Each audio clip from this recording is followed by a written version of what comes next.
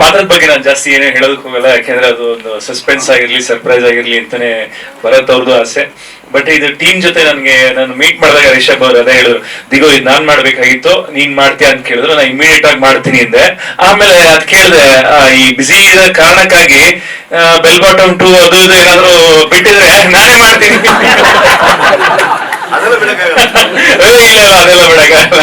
ಸರಿ ಓಕೆ ಅಂತ ಇಲ್ಲ ಅದು ಅಷ್ಟೇ. ನಮ್ದು ರಿಷಬ್ದು ಮಾತುಕತೆ 2 ನಿಮಿಷ, ಇಷ್ಟು ಸರಿ ಓಕೆ ಶೇಕ್ ಅಲ್ಲ ಇಷ್ಟು ಹೇಳಿದ್ರು. ನಾವು ಶೂಟಿಂಗ್ ಟೈಮ್ ಅಲ್ಲಿ ಒಂದಿನ ನೈಟ್ ಮಾಡ್ತೀವಿ, 3 ಗಂಟೆ ಆಗ್ಬಿಟ್ಟಿದೆ. ನನ್ ರಿಷಬ್ ಶೆಟ್ಟಿ ಎಲ್ಲ ಕಂಡ್ರು ನಮ್ಗೆ ಇಷ್ಟೊತ್ತವರೆಗೂ ಶೂಟ್ ಮಾಡಿಸ್ಬೇಡ.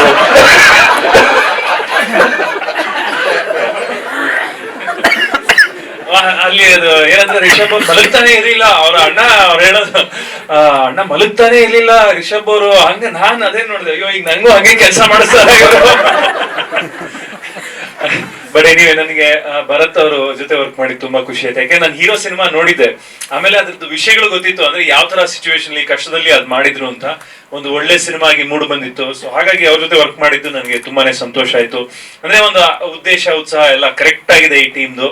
ಸೊ ಅದಕ್ಕೆ ನನಗೂ ಒಂದು ಅವಕಾಶ ಕೊಟ್ಟಿದ್ದಕ್ಕೆ ಥ್ಯಾಂಕ್ ಯು. ನಿಮ್ಗೂ ಆ ಪಾತ್ರ ಇಷ್ಟ ಆಗುತ್ತೆ ಅಂತ ಅನ್ಕೊಂಡಿದೀನಿ. ಆಮೇಲೆ ಶೆಟ್ರು ನಿಜವಾಗ್ಲೂ ಅವ್ರು ಹೇಳ್ದಾಗೆ ಚೆನ್ನಾಗಿ ತಿಂತಾ ಇದ್ರು, ಬಟ್ ಆದ್ರೂನು ಒಂದ್ ಸ್ವಲ್ಪ ಹೊಟ್ಟೆನ ಆರ್ಟಿಫಿಷಿಯಲ್ ಆಗಿ ಹಾಕ್ತಾ ಇದ್ರು ಒಂದೊಂದ್ ಸೀನ್ ಅಲ್ಲಿ, ಯಾಕೆಂದ್ರೆ ಅದು ಕಾಣಿಸ್ತಾ ಇರ್ಲಿಲ್ಲ, ಅಷ್ಟು ಸಾಕಾಗ್ತಾ ಇರ್ಲಿಲ್ಲ ಅಲ್ಲ.